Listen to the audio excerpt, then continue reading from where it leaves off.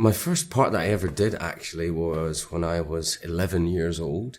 I did a film called Complicity, where I played a boy who gets raped and then kills his raper. So, yeah, baptism of fire there. My parents didn't get so upset. I think they've just tried and understand what is it I do for a living. I think they're still trying to work that out.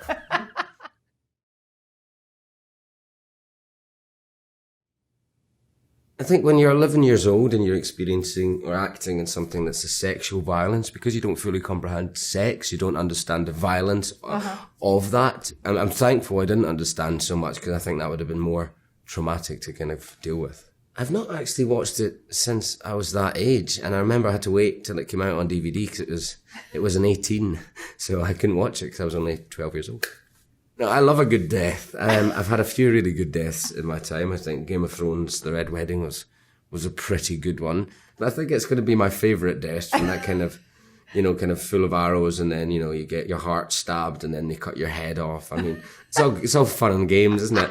Just covered in fake blood and limbs hanging off. If you're beheaded, can you become back as a White Walker? That's what I think is the case. So I think in the books they cut my head off and they sewed it onto my wolf, and they put the dire wolf's head on my body because I was called the young wolf. Imagine if I came down with the White Walkers with the wolf's head on and was just this wolfy human. That'd be great. My favourite movie growing up, and still is going to be Jurassic Park.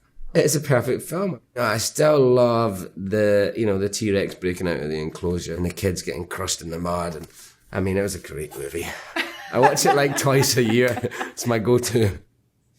My first kiss, I was, very, very young. And it was behind the wall of a neighbour's garden with a gorgeous redhead girl called Ailey, which is my niece's name, actually, which is nice.